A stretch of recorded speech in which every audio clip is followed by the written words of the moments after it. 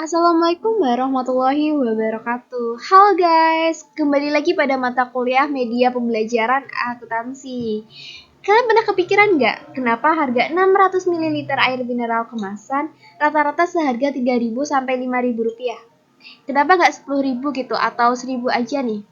Oleh karena itu pada kesempatan kali ini kita akan membahas mengenai harga pokok penjualan. Apa sih hubungannya harga pokok penjualan ini dengan penentuan harga jual suatu produk? Oke, simak video berikut.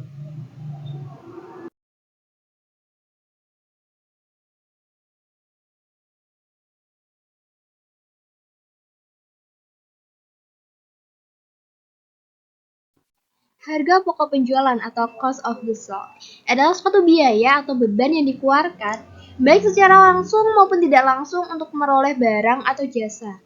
Harga pokok penjualan atau disingkat HPP milik perusahaan dagang ternyata relatif lebih sederhana loh guys dibanding dengan perusahaan manufaktur. Nah, hal ini karena perusahaan dagang tidak memakai mesin atau alat produksi sehingga tidak ada penyusutan mesin dan juga alat produksi. Serta pada perusahaan dagang tidak menggunakan tenaga kerja langsung. Kemudian, siklus biaya perusahaan dagang ini lebih pendek dibanding dengan perusahaan manufaktur.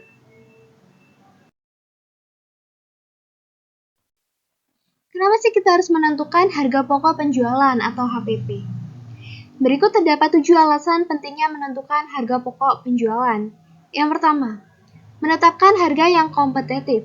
Dengan diketahuinya HPP perusahaan dapat menentukan harga jual yang kompetitif dan juga relevan di pasaran nih, sehingga bisnis ini memiliki daya saing dan juga menarik konsumen. 2. Mengukur profitabilitas. Dengan adanya kontrol dan juga optimalisasi pada HPP, maka perusahaan dapat meningkatkan profitabilitas dan juga terhindar dari kerugian. 3. Pengambilan keputusan. Adanya HPP ternyata membantu pemilik bisnis dalam membuat keputusan mengenai investasi, ekspansi, dan juga strategi pemasaran. Informasi HPP ini juga digunakan untuk mengidentifikasi nih, area mana saja sih yang memerlukan perbaikan dan juga perubahan. 4. Efisiensi operasional. Analisis HPP yang baik dapat mengungkapkan inefisiensi proses produksi atau pengadaan barang. Oleh karena itu, perusahaan dapat mengurangi biaya dan juga meningkatkan labanya. 5. Pengendalian biaya. Dengan diketahuinya HPP per produk memungkinkan perusahaan untuk memonitoring dan juga mengendalikan biaya produksi dan pembelian barang. Nah, hal ini dapat membantu mengurangi pemborosan dan juga meningkatkan keuntungan. 6. Manajemen risiko. HPP ini mampu membantu perusahaan dalam mengelola risiko fluktuasi harga bahan baku dan juga faktor eksternal yang mempengaruhi biaya produksi. Nah, yang terakhir yaitu perencanaan keuangan. HPP ini memudahkan perencanaan keuangan perusahaan termasuk proyeksi laba dan rugi serta penetapan anggaran untuk biaya produksi atau pengadaan barang selama periode akuntansi perusahaan. Dengan adanya HPP akan membantu perusahaan mengenai berapa banyak keuntungan yang akan didapat perusahaan yang nantinya akan digunakan perusahaan untuk biaya operasional.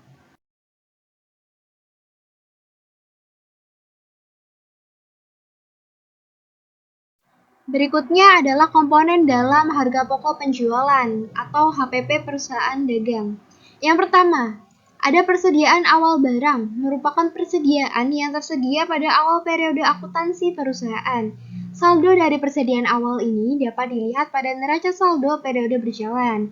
Yang kedua, ada persediaan akhir barang dagang, merupakan persediaan barang yang tersedia di akhir periode akuntansi perusahaan atau akhir tahun buku berjalan. Nah, nilai dari saldo ini dapat diketahui pada data penyesuaian perusahaan akhir periode dengan cara mengurangi persediaan awal dengan pembelian bersih. Yang ketiga, ada pembelian bersih. Nah, pembelian bersih ini merupakan keseluruhan pembelian barang dagang yang dilakukan perusahaan untuk pembelian barang tunai maupun kredit. Yang terakhir, ada penjualan bersih. Nah, pada penjualan bersih, ternyata ongkos angkut ini tidak termasuk dalam biaya umum. Berikutnya, ada harga pokok penjualan yang dapat dipengaruhi oleh 4 hal. Yang pertama, bahan baku. Bahan baku merupakan salah satu komponen penting dalam produksi. Apabila harga bahan baku ini naik, maka secara otomatis biaya produksi akan meningkat dan juga berdampak pula pada kenaikan HPP. Oleh karena itu, perusahaan harus bisa menyesuaikan harga jual agar tetap dapat mendapatkan keuntungan meskipun biaya produksi ini meningkat. Yang kedua, biaya produksi. Biaya produksi ini meliputi biaya listrik, air, sewa gedung, dan juga lain sebagainya. Semakin tinggi biaya produksi, tentu akan semakin tinggi pula besaran HPP-nya. Yang ketiga, tingkat produksi. Contohnya ini adalah apabila sebuah perusahaan memproduksi produk A dengan total biaya produksi sebesar 10 juta rupiah. Nah, kemudian dia memproduksi sebanyak 1000 unit, maka biaya per produksi per unitnya ini adalah 10.000 rupiah. Namun, apabila kemudian hari perusahaan ini berhasil meningkatkan produksinya menjadi 2000 unit tanpa menambah biaya produksi yang ada, maka biaya produksi per unitnya hanya Rp5.000. Hal ini tentu berdampak pada penurunan HPP yang tadi awalnya adalah Rp15.000 menjadi Rp10.000. Kemudian yang keempat, adanya tingkat persediaan. Nah, jika persediaan barang ini terlalu banyak, maka penyimpanan barang tentu akan meningkat dan juga berdampak pada kenaikan HPP. Namun, apabila persediaan ini terlalu sedikit juga nih, maka biaya pemesanan barang akan meningkat dan juga berdampak juga pada kenaikan HPP. Kemudian, bagaimana rumus dan juga cara menghitung harga pokok penjualan atau HPP perusahaan dagang? Langkah yang pertama yaitu menghitung nilai penjualan bersih. Nah, penjualan dalam perusahaan dagang ini sebagai salah satu unsur dari pendapatan perusahaan. Nah, unsur-unsur dalam penjualan bersih tadi terdiri dari yang pertama, penjualan kotor, retur penjualan, potongan penjualan, dan juga penjualan bersih. Nah, penjualan bersih ini dapat dihitung dengan penjualan dikurangi dengan retur penjualan ditambah potongan penjualan. Langkah yang kedua yaitu menghitung nilai pembelian bersih. Pembelian bersih ini merupakan salah satu unsur dalam menghitung harga pokok penjualan. Unsur-unsur untuk menghitung pembelian bersih ini terdiri dari pembelian kotor, biaya angkut pembelian, retur pembelian dan pengurangan harga, retur pembelian, serta potongan pembelian. Nah, untuk menghitung pembelian bersih ini dapat menggunakan rumus pembelian ditambah biaya angkut pembelian, dikurangi retur pembelian, dan juga potongan pembelian. Nah, yang terakhir, dengan menghitung persediaan barang. Nah, persediaan barang yang tersedia dijual ini dapat dihitung dengan persediaan awal barang dagangan ditambah dengan pembelian bersih. Selanjutnya mengenai metode perhitungan persediaan barang. Sebelum kita menghitung ataupun menyusun laporan harga pokok penjualan, langkah awal yang kita lakukan adalah menghitung persediaan akhir barang. Yang dalam menentukan berapa banyak sih persediaan yang tersisa dalam perusahaan ataupun dalam gudang, ini dapat dihitung dengan 3 metode. Yang pertama, ada metode rata-rata atau average method. Merupakan metode yang digunakan untuk menentukan harga pokok tiap unit barang yang dijual. Nah, ini dapat dihitung dengan HPP per unit sama dengan nilai saldo awal ditambah pembelian, kemudian dibagi dengan jumlah awal saldo ditambah jumlah pembelian. Kemudian untuk total HPP terjual dihitung dengan HPP per unit dikali jumlah terjual. Dan yang terakhir ada saldo akhir. Saldo akhir ini dihitung dengan saldo awal ditambah pembelian dikurangi dengan penjualan. Metode yang kedua adalah metode first in first out atau FIFO.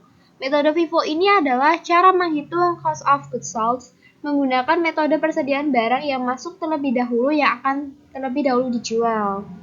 Nah, metode yang terakhir ada metode last in first out atau LIFO. Nah, LIFO ini sebaliknya dari FIFO, yaitu metode yang menggunakan cara menghitung cost of goods sold dengan prinsip bahwa barang yang masuk terakhir akan dijual terlebih dahulu. Nah, untuk metode LIFO ini sudah tidak diperbolehkan nih oleh International Financial Reporting Standard atau IFRS.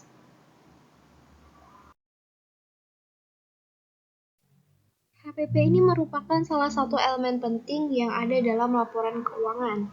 Apabila suatu perusahaan yang akan menyusun laporan keuangan berupa laba rugi, maka langkah pertama yang harus dilakukan adalah menghitung terlebih dahulu harga pokok penjualannya. Nah, perhitungan HPP ini dapat mempengaruhi keakuratan laba dari perusahaan.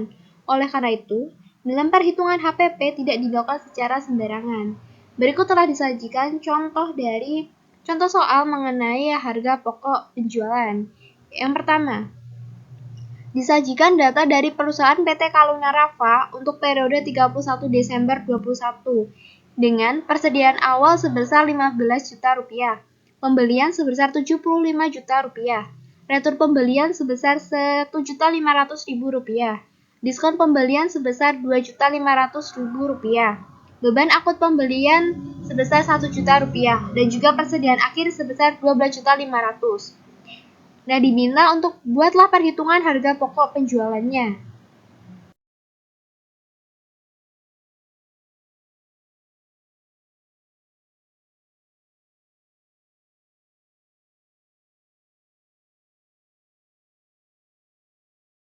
Berdasarkan contoh kasus sebelumnya, kita dapat menyusun laporan harga pokok penjualan sebagai berikut.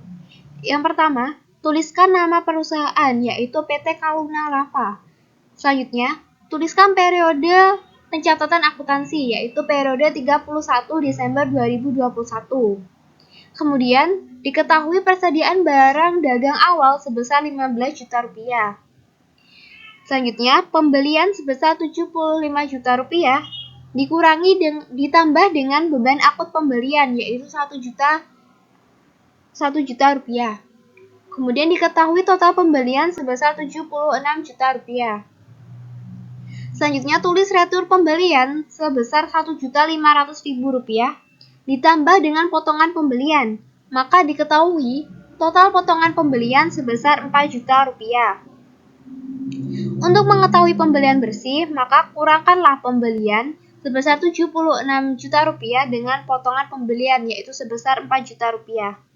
Maka diketahui pembelian bersih ini berjumlah 72 juta rupiah. Untuk menghitung barang tersedia dijual, maka tambahkanlah persediaan barang dagang awal dengan total pembelian bersih, yaitu 15 juta ditambah dengan 72 juta, yaitu sebesar 87 juta rupiah. Karena barang tersedia dijual sudah diketahui, maka langkah selanjutnya yaitu menghitung persediaan barang dagangan atau akhir.